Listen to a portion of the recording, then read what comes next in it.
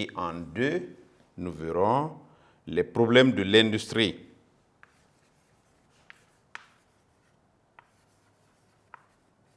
Ça sous-entend les problèmes de l'industrie en Afrique septentrionale.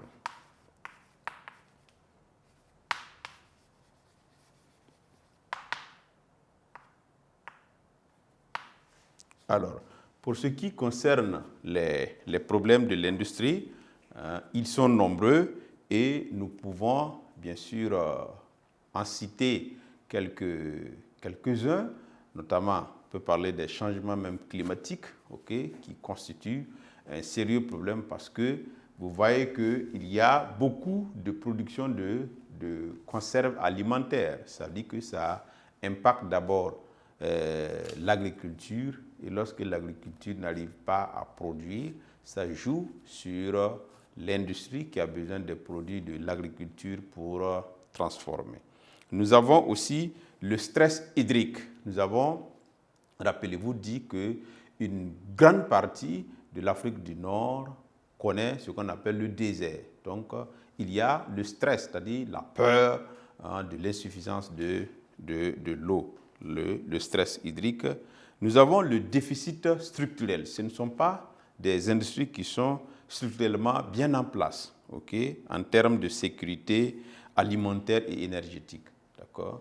Nous avons aussi le manque de vision, ça c'est une vision politique, l'instabilité politique dans certains pays, la faiblesse du marché.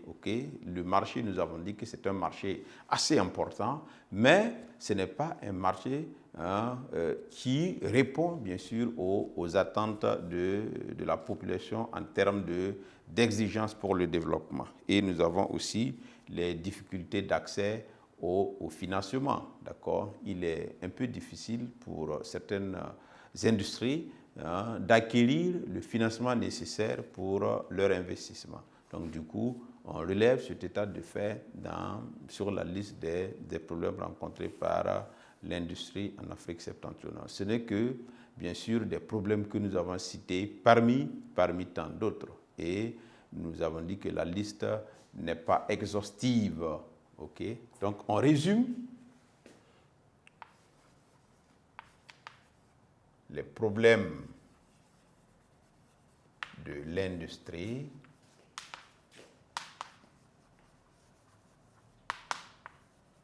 en Afrique septentrionale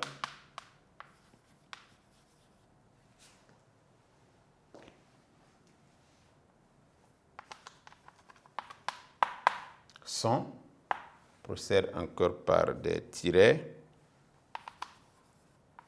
on peut relever les changements climatiques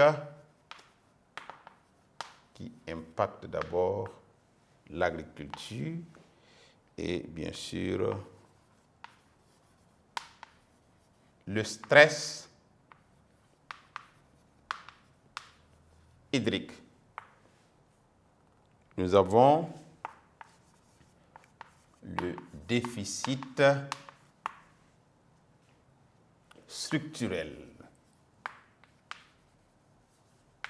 Déficit structurel en termes de sécurité, alimentaire et énergétique. Sécurité alimentaire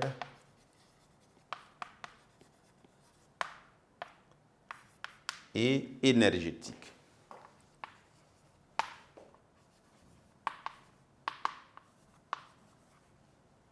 Nous pouvons citer aussi le manque de vision,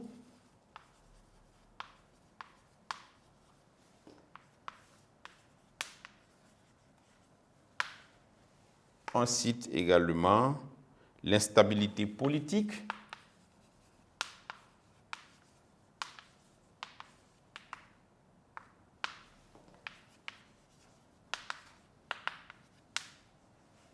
quand vous prenez par exemple la Libye, qui connaît une certaine instabilité depuis la chute de Mohamed Kadhafi, Ce n'est pas un facteur qui favorise le développement de l'industrie. La faiblesse du marché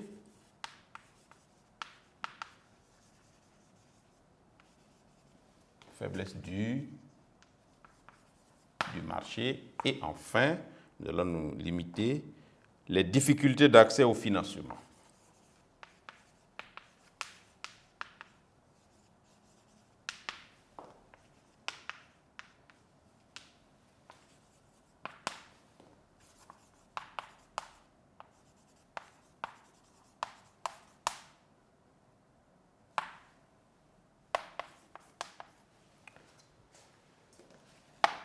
Alors, nous allons récapituler avant de conclure.